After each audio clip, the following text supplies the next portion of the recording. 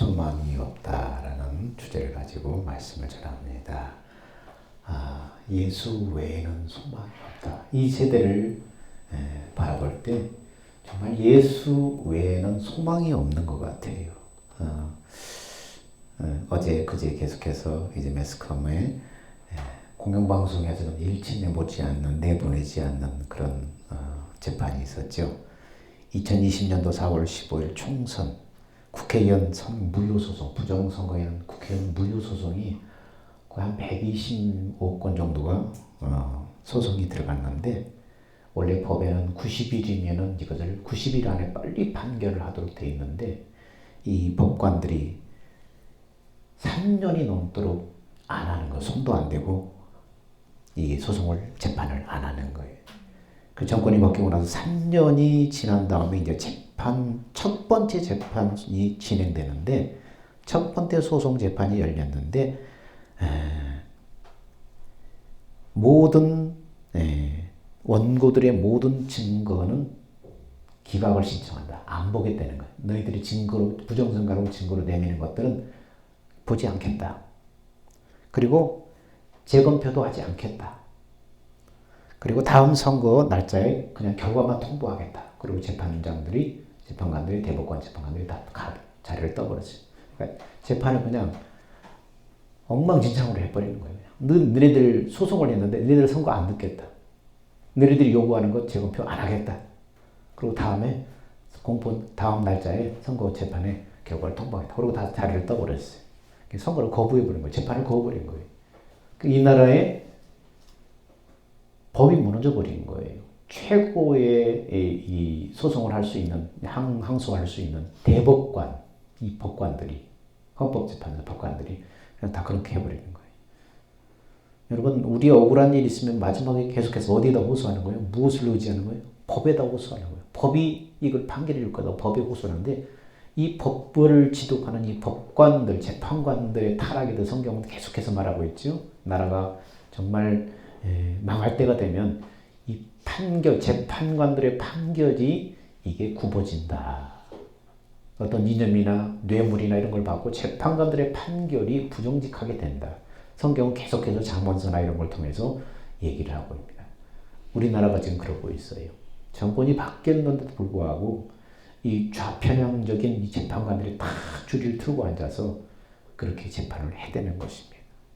이것을 바라볼 때마다 나라에 소망이 없는 것 같아요. 이 나라가 도대체 어떻게 될지 소망이 없는 것 같아요. 그래서 오늘 예수 외에는 정말 이 나라가 소망이 없구나, 그런 제목을 한번 달아봤습니다. 오늘 마가복음 계속해서 우리가 강의하는데, 마가복음 5장 후반절에는 예수님이 해당장 야이로의 딸과 12년, 12해 동안 혈루증을 앓는 그 여인, 혈루증을 앓아온 여인을 고치는 사건, 두 사건이 여기에 등장하고 있습니다. 이 두 사건은 거라사 지방을 떠나서 배 타고 맞은편으로 건너가신 예수님이 큰 무리를 만나면서부터 시작됩니다. 거라사에서는 어떤 일이 있었죠? 거라사 광인이 있었잖아요. 무덤 사이에 귀신 들려가지고 2,000마리나 더 되는 귀신들이 그 안에 막 어고 잡고 있던 거라사 광인이 있었죠. 그 사건이 끝나고 나서 이제 배 타고 맞은편으로 건너가셔서 거기에 큰 무리들이 예수님을 기다리고 있는 것입니다. 그래서 5장 21절은 이렇게 시작하고 있습니다. 예수께서 배를 타시고 다시 저편으로 건너가시며 큰 무리가 그곳에 모이거늘 이에 바닷가에 계시더니 회당장 중 하나인 야이로라 하는 이가 와서 예수를 보고 발 아래 엎드리어 많이 간구하여 가로되 내 어린 딸이 죽게 되었사오니 오셔서 그의 손을 얹으사 그로 구원을 얻어 살게 하소서 하거늘 이에 그와 함께 가실새 큰 무리가 따라가며 애워싸 밀더라. 이렇게 말씀하고 있습니다. 자, 그때 그 무리 중에, 그 무리를 만나는데 그 무리 중에 한 사람이 나와서 예수 앞에 나와서 엎드립니다. 그 사람이 누구였어요? 해당장 야이로였습니다. 당시 유대 해당은 백성들을 영적으로 교육하고 먹이고 살려내는 곳이에요. 따라서 그 회당의 지도자인 회당장은 사회적으로 높은 지위와 명예를 가지고 있어요. 영적인 어떤 그 백성들의 그 중심이기 때문에 그곳에 해당해서 회당장이라는 것은 권위가 있고 그리고 지위와 명예를 가지고 있습니다.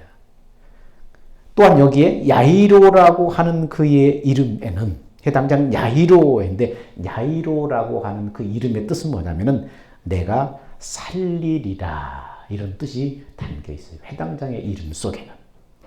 그 이름처럼 해당장은 사람을 살리는 그 해당장의 역할을 충실히 감당하면서 많은 사람에게 존경을 받는 그런 사람이었다는 것입니다. 근데 지금 자신의 그 어린 딸에게 문제가 생겼어요. 그가 예수님 앞에 나와서 외친 첫 마디는 뭡니까? 내 어린 딸이 죽게 되었습니다. 많이 간구하여 가로되 내 어린 딸이 죽게 되었습니다. 여러분, 누군가를 살린다는 그 이름의 의미가 무색하게 정작 자신의 어린 딸은 지금 죽음 앞에 있습니다. 그 자신의 어린 딸의 그 죽음 앞에서 자기는 속수무책인 거예요. 그저 무력하게 죽어가는 딸을 바라볼 수밖에 없었습니다. 이것이 당시 유대의 종교 지도자들이 처한 상황이자 유대교가 맞닥뜨린 한계였습니다. 사람을 살리고 회복시켜야 될 해당장이 더 이상 그 기능을 감당하지 못했다는 거예요. 당시의 유대사의 영적인 상황입니다. 야이로는 얼마나 사정이 급했는지 많은 무리가 보는 앞에서 아직 검증도 되지 않은 한 청년, 한 유대 청년 앞에 무릎을 꿇습니다. 명색이 회당장이에요. 명예가 있고 권위가 있어요. 그 회당장이 무명의 청년에게 무릎 꿇고 엎드려서 살려달라고 애원하는 것입니다. 그만큼 자신의 상황이 절박했다는 거예요. 절박했다는 거예요. 회당장 야이로 요청 앞에 예수님은 그와 함께 길을 나섭니다. 예수님은 창조주 하나님의 아들이시기 때문에 그리고 그분 자체가 바로 하나님이시기 때문에 전지전능하신 하나님이기 때문에 굳이 가지 않아도 그곳은 말씀만으로도 고칠 수 있어요. 근데 굳이 예수님은 지금 그와 함께 길을 나섭니다. 해당장의 집으로 딸이 있는 곳으로 함께 길을 나섭니다. 그런데 길을 가다가 누구를 만났다고요? 12해를 헬루증을 앓고 있는 한 여인을 거기서 만나게 됩니다. 여러분, 야이로의 딸이 몇 살이라고 그랬죠? 야이로 딸이 몇 살이라고 그랬어요, 아까? 금방 읽었는데 생각 없이요. 몇 살이요? 야이로 딸이 몇 살이니까? 12살, 12살. 어린 딸. 자, 야이로 이렇게 쭉 보면 야이로의 딸이 12살이에요.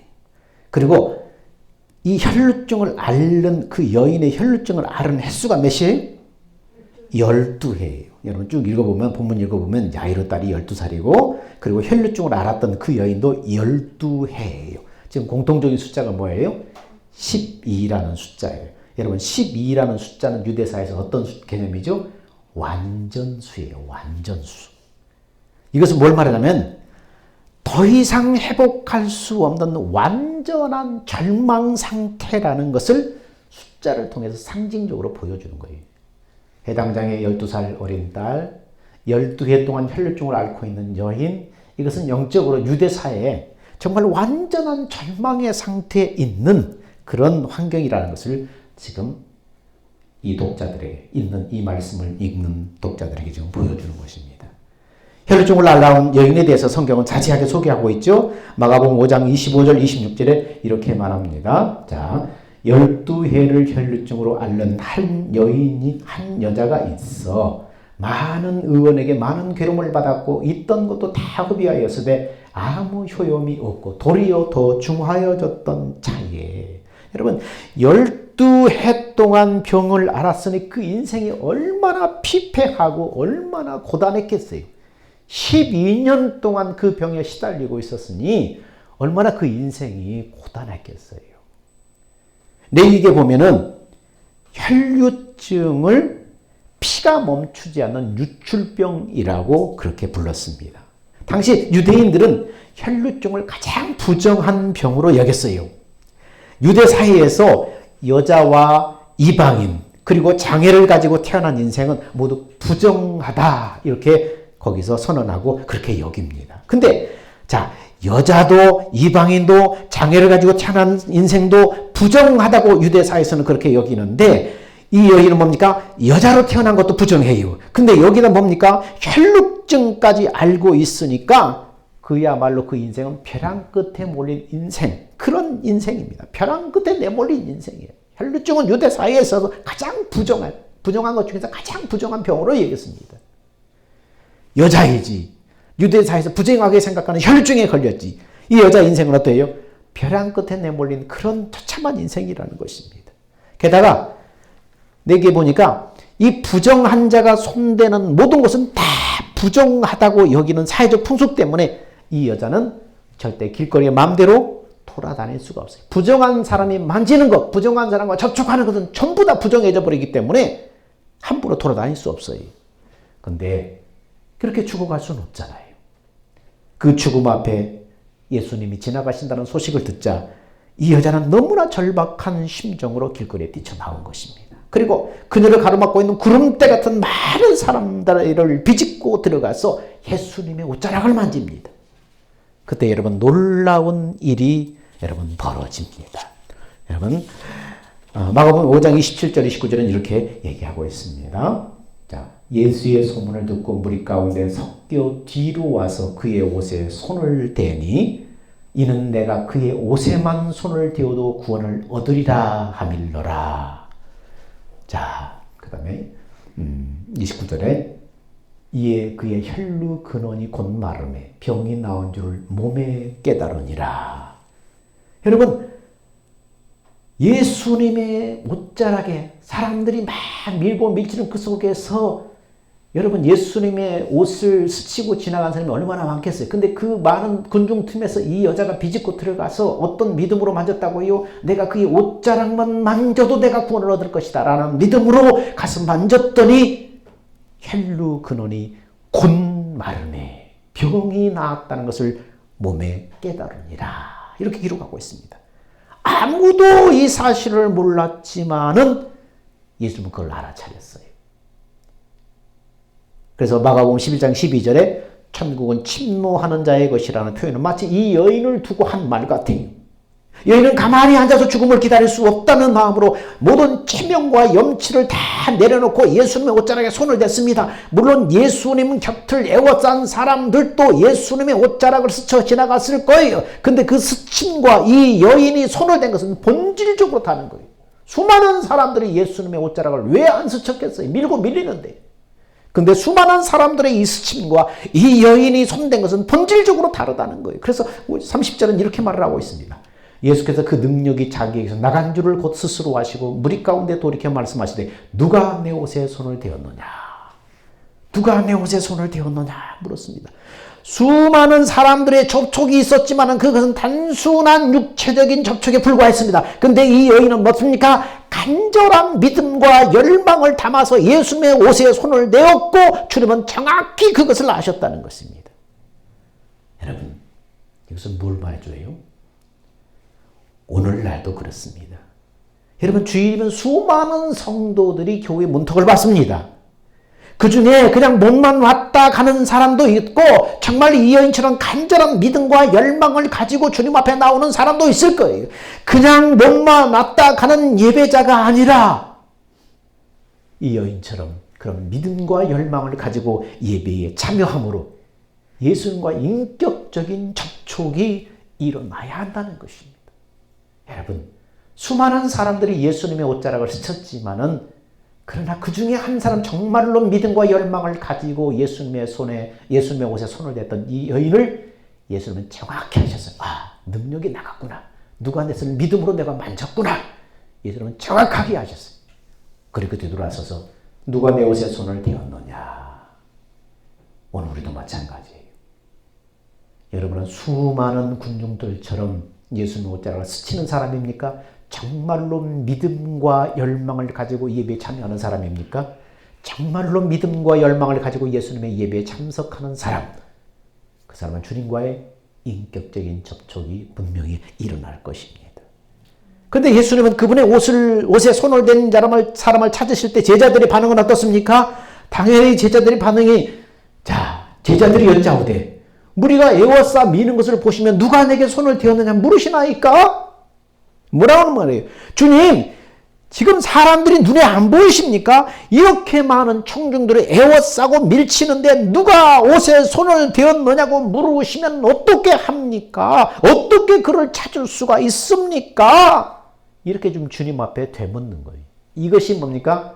제자들의 한계 상황이에요. 제자들의 한계예요. 제자들은 예수님의 질문을 그저 물리적인 접촉 정도로만 알아들은 거예요. 근데 예수님이 찾으시는 사람은 어떤 사람이에요? 간절한 믿음으로 간절한 마음으로 그분의 옷자락에 손을 댄 사람이 있다는 것을 지금 예수님은 그 사람이 있다는 것을 알고 그 사람이 누구냐고 묻는 거예요. 근데 제자들은 전혀 그걸 눈치채지 못해. 영적으로 이걸 눈치채지 못해. 그냥 눈에 보이는 현상적으로 누가 내 옷에 손을 댔느냐 이 사람 찾는다는 것만 알아듣는 거예요.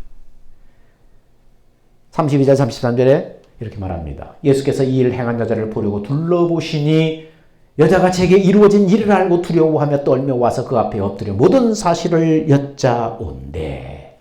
자, 이 여인은 자기에게 이루어진 일을 알고 두려워서 떨었다고 했는데 여러분 무엇을 두려워했을까요? 이것은 마치 사도 바울과 실라가 감옥에서 찬송하고 예배 드릴 때 그 다음날 처형시키려고 감옥에 가뒀는데 바울과 실라가 그 감옥에서 어떻게 했어요? 찬송하고 기도하고 예배할 때 어떤 일이 벌었어요? 땅이 흔들리고 지진이 일어나고 옥문이 다 열려버리는 것을 보고 간수들이 두려워서 떨어서 무릎 꿇는 그런 심정. 하나님, 이거 보통 일이 아니다. 이건 하나님, 살아계신 하나님의 역사구나. 이 경건한 두려움, 경건한 떨림이 일어난 것을 지금 말하는 거예요. 하나님의 그 경외하심 앞에 여인은 무릎을 꿇고 엎드려서 예수님 앞에 사실을 여쭈었습니다. 사실을 여쭈니, 이 개혁성경에는 사실을 여쭈니 그렇게 나와 있는데 이 사실을 여쭈다. 여인이 뭘 여쭈었을까요? 이것은 진리를 여쭈니라고 해석하는 것이 더 문맥상 또 표현상 더 적절한 것입니다. 진리를 여쭈었다는 거예요. 자, 그리고 이제 34절에 이어서 이렇게 말합니다. 예수께서 가라사대 따라 네 믿음이 너를 구원하였으니 평안에 가라. 네 병에서 놓여 건강할지어다. 주님의 이 한 말씀 한마디 12해 동안 그녀를 괴롭혔던 혈류증이 사라졌습니다. 여인이 병에서 자유함을 얻었습니다. 여러분, 레위기 15장에 이런 말씀이 있습니다. 자, 유출병에 대해서 길게 얘기를 합니다. 레위기 15장에 여호와께서 모세와 아론에게 일러 가라사대 이스라엘 자손에게 고하이르라 누구든지 몸에 유출병이 있으면 그 유출병을 인하여 부정한 자라. 유출병이 있는 사람은 부정한 사람이에요. 자, 그 유출병으로 말미암아 부정함이 일어나니 곧 몸에서 흘러나오든지 그것이 엉켰든지 다 부정하다. 몸에서 계속해서 피가 나오거나 피가 멎었거나 다 부정하다. 유출병이 있는 자의 눕는 상은 다 부정하고 그가 앉았던 자리도 다 부정하니 그 침상에 접촉하는 자는 옷을 빨고 물로 몸을 씻을 것이며 저녁까지 부정하리라. 유출병이 있는 자의 앉았던 자리에 앉는 사람도 옷을 빨고 물로 몸을 씻을 것이요 저녁까지 부정하리라. 유출병이 있는 자의 몸에 접촉하는 자도 옷을 빨고 물로 몸을 씻을 것이요 저녁까지 부정하다. 유출병이 있는 자가 정한 자에게 침을 뱉으면 정한 자는 옷을 빨고 물로 몸을 씻으며 저녁까지 부정하리라. 이야, 유출병이 잠잤던 침상, 또 앉았던 자리, 유출병과 접촉한 사람, 유출병이 또 유출병이 없는 사람에게 침이 튀긴 사람 다 부정하다. 씻고 다 몸을 물로 빨고 하루 종일 저녁까지, 그 다음날 저녁까지 부정한 상태이니까 조심해라. 이렇게 얘기를 합니다. 여러분, 당시 유대인들은 유출병이 있는 사람이 손대거나 앉았거나 모든 것이 다 부정한 것이 이렇게 번진다고 생각한 거예요. 부정한 것이 이렇게 옮겨진다는 의미로 이것을 뭐라고 말합니까? 자, 앉았던 자리에 앉은 사람도 부정해진다. 뭐 한 거예요? 옮겨졌다는 거잖아요. 부정한 것이. 우리말로 전염됐다고 그쪽으로 넘어갔다는 거예요. 결국이 넘어갔다는 얘기잖아요. 부정하다는 거예요. 자, 부정한 것이 옮겨졌기 때문에 이 사람도 부정해졌으니까 몸을 물로 빨고 몸을 씻고 옷도 빨고 저녁까지 다 부정하다. 이렇게 다 지금 얘기하는 것입니다. 부정한 것이 옮겨진다는 의미로 이것을 뭐라고 말해요? 전가됐다 이렇게 말합니다. 근데 오늘 본문에 마가복음 5장 28절에 뭐라고 말씀해요? 자, 여인이 어떤 마음으로 해요? 이는 내가 그의 옷에만 손을 대어도 구원을 받으리라 생각함일러라. 여러분, 이 여인이 유출병 걸린 여인이에요. 근데 이 여인의 그 고단한 인생과 병든 몸을 지금 누구에게 지금 전가시킨 거예요? 이 여인 지금 손댄 자가 누구예요? 예수님이잖아요. 이 고단한 여인의 인생과 병든 몸을 지금 누구에게 전가시키는 거예요? 예수님에게 지금 전가시키는 거잖아요. 당신이 하나님의 역석한 그리스도이시고 당신이 내 죄를 가져갈 수 있습니다. 당신이 내 병을 고칠 수 있습니다. 이 마음으로 예수님의 옷자락에 손을 댄 것입니다. 이 여인은 예수님을 구속의 주로 확신한 것입니다. 이 마음을 가지고 지금 전가한 거예요. 그러므로 이 여인의 믿음을 예수님은 놀랍게 여기신 거예요. 정말로 예수님은 인간의 모든 부정한 죄를 대속하기 위해서 이 땅에 오셨기 때문이에요. 그런데 지금 이 일이 언제 벌어진 거라고요? 자, 예수님이 야이로의 딸을 고치러 가는 중에 지금 벌어진 거예요. 그러니 이 야이로, 해당장 야이로의 입장에서는 어떻게 해요? 자기 딸이 지금 죽어가요. 지금 분초가 지금 아까워요. 언제 목숨이 끊어질지 몰라요.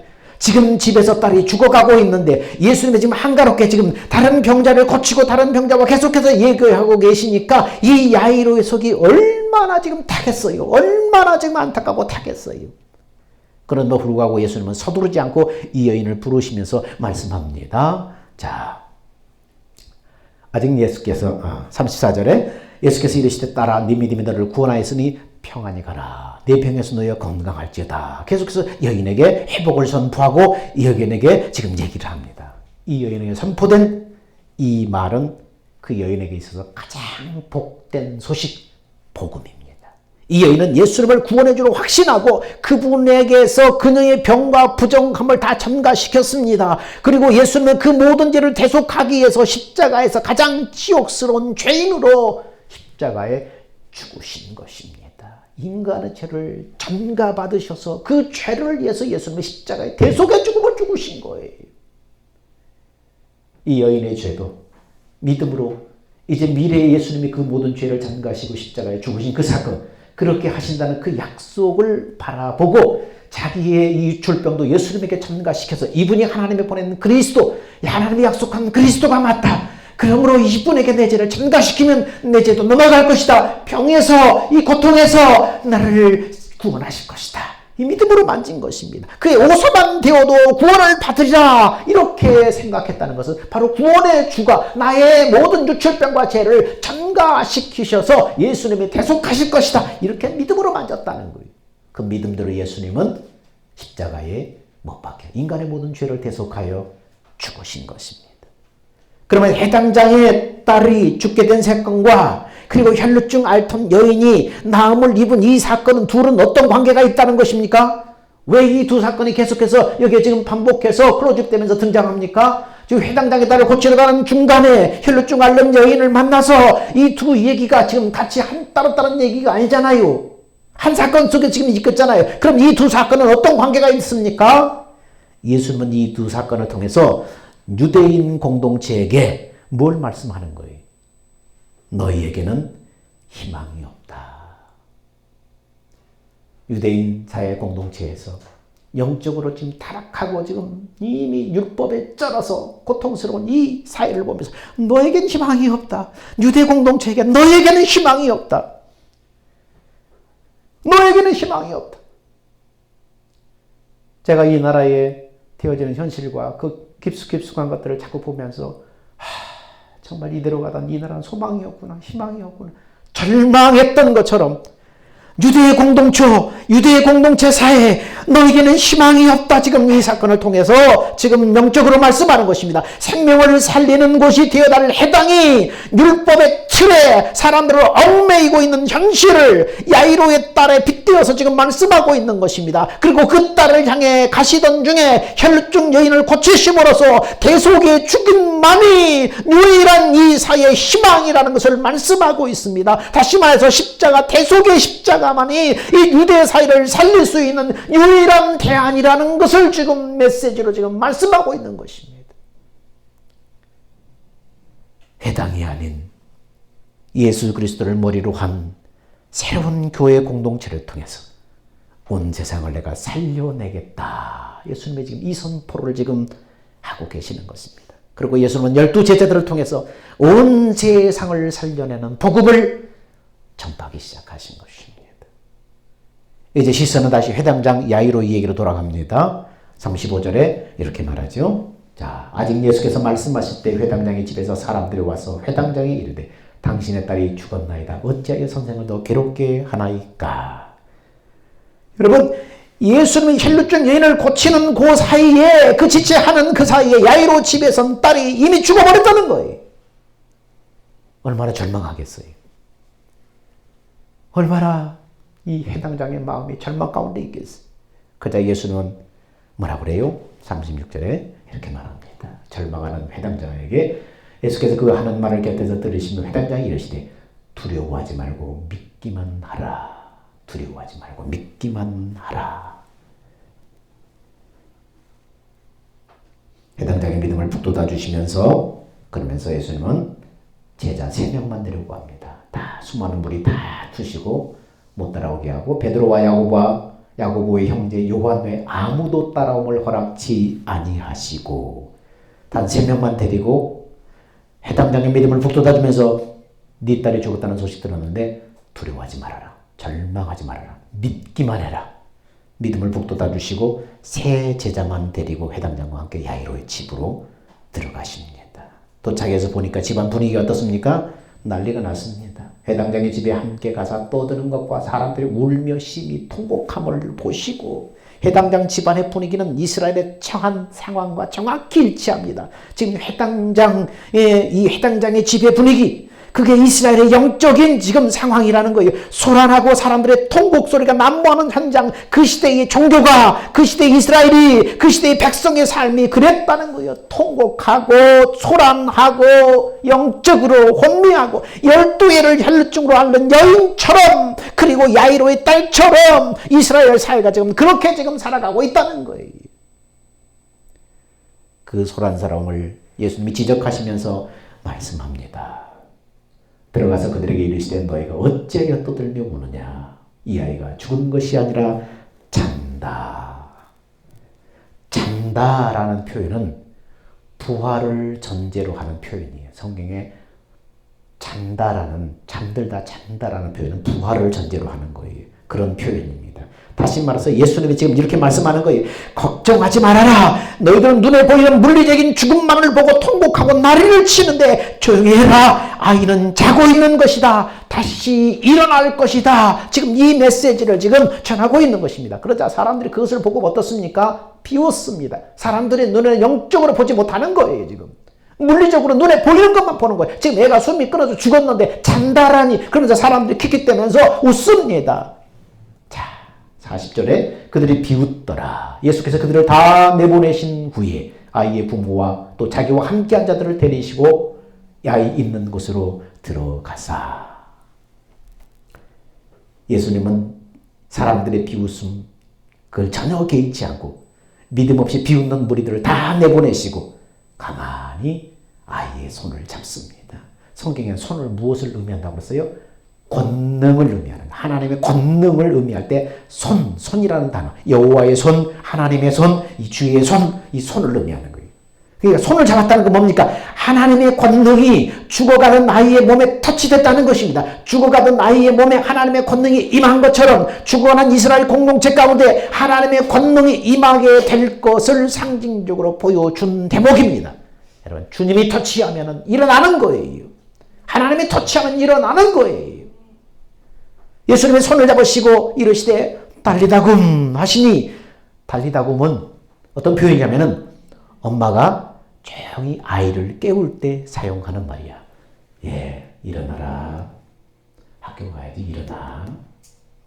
여러분, 달리다굼 할 때 엄마가 조용히 아이들을 깨울 때 쓰는 그런 느낌입니다. 여러분, 아기가 고라하게 자고 있는데 벼락 같은 소리로 일어나 그럽니까? 안 그러잖아요. 일어나라. 일어나, 밥 먹고 학교 가야지. 이렇게 부드럽게 조용히 아이를 깨울 때 쓰는 말이에요. 이 말은, 그런데 이 말이 뭘로 쓰여 있다고요?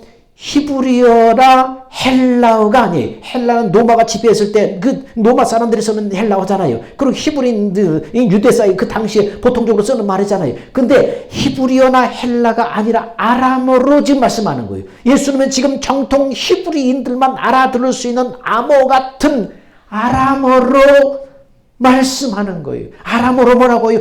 달리다굼. 달리다굼의 뜻이 뭡니까? 소녀야 일어나라. 소녀야 일어나라.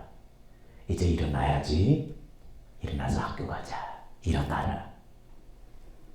사람들은 나의 죽음 앞에 통곡하며 예수님을 비웃었습니다. 그럴 줄 알았어. 그 사람은 뭐하러 부르러 가? 그 시간에 의사를 데리러 갔으면 살릴 수도 있을 거 아니야. 조롱하며 비난하며 악담을 품었을 것입니다. 그런데 그들을 뒤로 하고 예수님은 나지막한 목소리로 조용히 소년을 깨웁니다. 잠자는 아이를 깨우듯이 조용히 깨웁니다. 그리고 정통이 유대인들만 알아들 수 있는 암호 같은 그런 단어로 아람어로 말합니다. 달리다굼, 달리다굼, 소녀야 일어나라. 그것은요, 하나님의 자녀들만의 생명을 가진 자만의 비밀로 남겨두시는 거예요. 다른 사람은 못 알아듣게 하나님의 자녀들만 생명을 가진 자만의 비밀로 지금 남겨두시는 거예요. 너희는 모르지? 하나님의 자녀들만, 하나님의 생명을 가진 자들만 이걸 알아들 것이다. 이 놀라운 현상을 알아들 것이다. 일어나라. 여러분, 주님은 우리에게, 하나님의 자녀된 우리에게 어떤 권세를 주셨어요? 내가 너에게 뱀과 정갈을 밟고 원수의 모든 능력을 제어할 권능을 주었으니 너희를 해할 때가 결코 없으리라. 주님은 우리에게 선포하셨어요. 하나님을 믿는 하나님의 자녀들, 예수 믿고 구원받은 하나님의 자녀들에게 내가 너에게 뱀과 정갈을 밟을 권세를 주고 원수의 모든 능력을 제어할 권능을 주었다. 너희를 결코 해할 자가 없으리라. 여러분, 우리가 인생을 걷다 보면, 인생길을 걷다 보면은 절망 가운데 처할 때도 있어요. 여러분, 우리가 인생길을 걷다 보면은 보이지 않는 어둠 속을 걸어갈 때가 있어요. 앞이 보이지 않고 어디로 가야 될지 모를 어둠을 걸어갈 때 있고, 때로는 낙심하고 절망할 때 있어요. 그곳에 우리는 하나님의 말씀을 붙잡고 뭘 선포해야 돼? 달리다굼 선포해야 돼. 달리다굼 일어나라. 달리다굼. 믿음으로 우린 달리다굼을 선포해야 돼. 소녀야 일어나라. 열려라. 어둠아 물러가라. 예수님이 그러면 생명의 길을 보여주실 거예요. 일어나 걷게 하실 거예요. 어둠이 거칠 거예요. 절망이 소망으로 바뀔 거예요. 낙심하고 통곡하는 사람들 속에 다시 살아난다는 이 부활은 얼마나 엄청난 사건입니까? 일어나라. 일어나라. 달리다굼. 이것은 누구만 알 수 있어요? 하나님의 생명을 가진 자녀들만, 생명을 가진 자들만의 비밀이에요. 일어나라. 하나님의 권능을, 하나님의 말씀을 의지하고 우리는 선포해야 돼. 하나님이 일어나 걷게 하실 것입니다. 보게 하실 것입니다. 성경은 다시 한번 소년의 나이를 강조하면서 또한 기록하고 있습니다. 42절에 보니까 아까 제가 물어봤죠. 이 아이의 나이가 몇 살이냐. 42절에 소녀가 곧 일어나서 걸으니 나이가 12살이라. 사람들이 곧 크게 놀라고 놀라거늘. 12살이라. 자, 42절, 그러면서 43절에 이렇게 말합니다. 예수께서 이 일을 아무도 알지 못하게 하라고 그들에게 많이 경계하시고 이에 소녀에게 먹을 것을 주라 하시니라. 여러분, 유대 사회에서는 12살부터 어른으로 여깁니다. 근데 그냥 저절로 어른이 되는 게 아니에요. 자, 그래서 나이를 지금 강조하면서 여기에 기록하고 있는 거예요. 구태여 기록하지 않아도 나이를 구태여 강조하면서 기록하는 이유가 있는 거예요. 그러면서 자, 12살부터 어른으로 여깁니다. 그리고 나서 예수님은 소녀에게 뭐라고 그래요? 먹을 것을 주어라. 여러분, 먹을 것을 주어라. 이 말을 할 때 여러분 뭔가 여러분 연상되는 여러분 단어가 상황이 안 보여요? 여러분, 베세다 광야에서 백성들이 황혼에 허기진 백성들을 보실 때 예수 제자들이 저들 다 보내서 저 먹을 걸 사 먹도록 보내야 되는 거 아닙니까? 그러자 예수님의 제자들에게 뭐라고 그래요? 너희가 먹을 것을 주어라. 먹을 것을 주어라. 지금 말씀하는 거예요.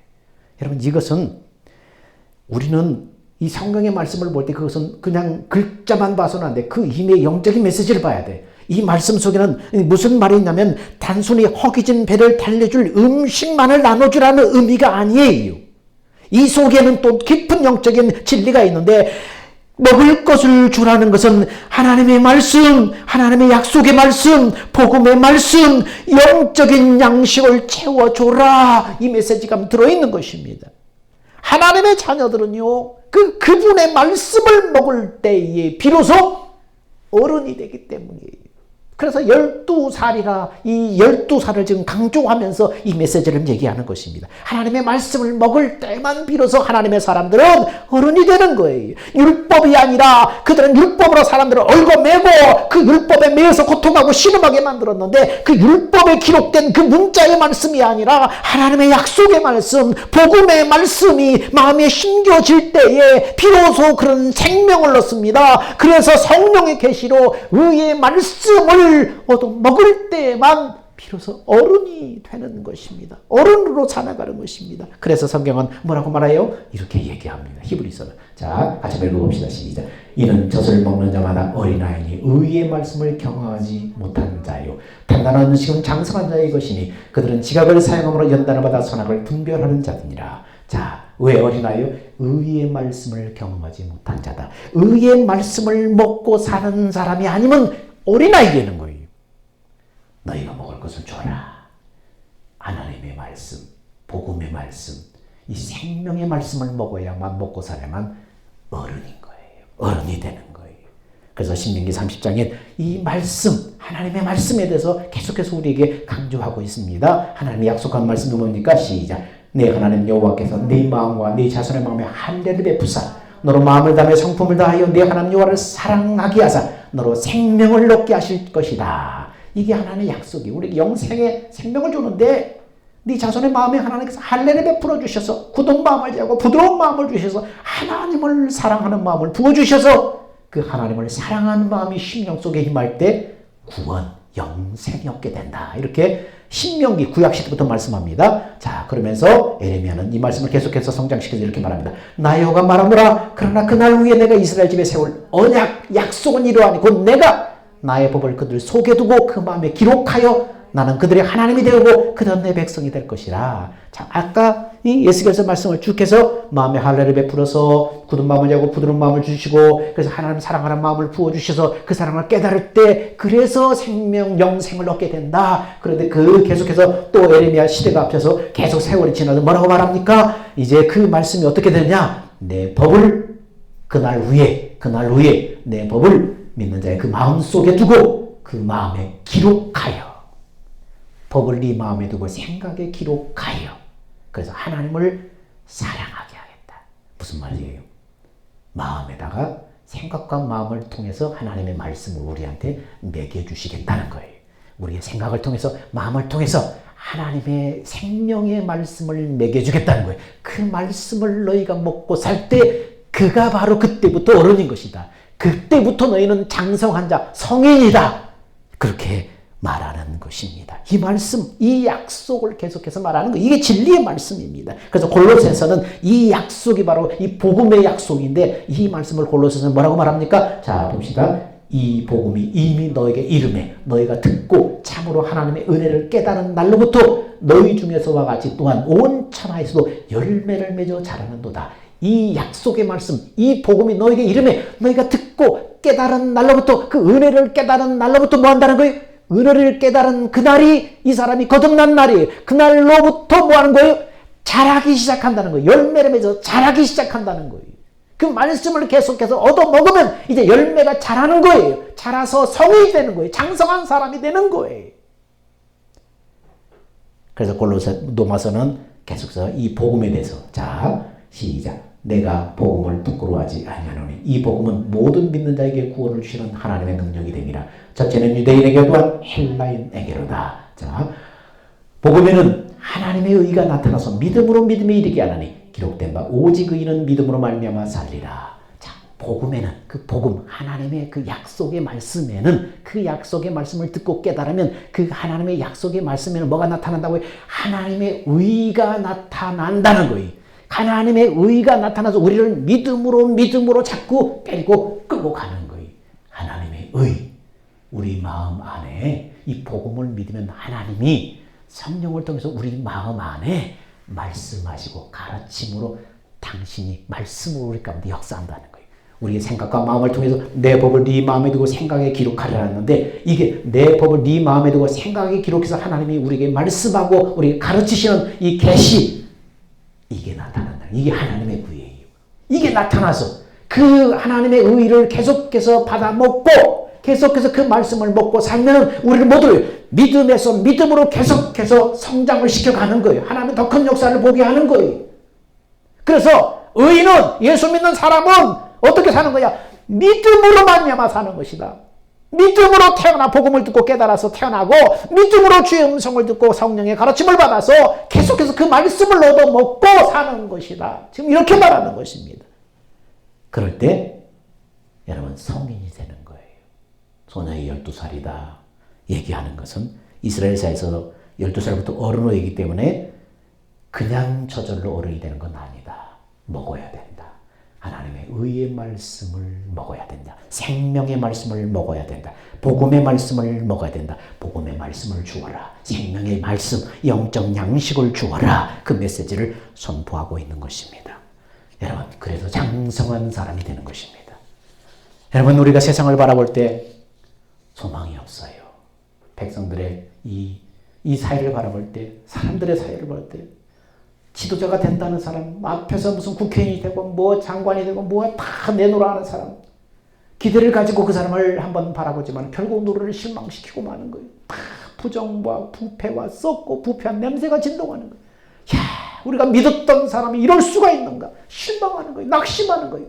도대체 우리가 누굴 믿고 의지해야 되나? 이 사람을 믿고 이 사람을 의지했던 이 사람이 썩고 부패한 타락이 다 드러나고 이 사람을 믿고 이 사람인가 하고 이 사람이 믿음의 사람이고 이 사람은 그래도 대대로 믿는 집안인데 그래서 좀 그 사람을 의뢰했더니 나중에 그 사람의 더럽고 썩고 부패한 모습이 다 드러나고 도대체 누굴 의지해야 되나?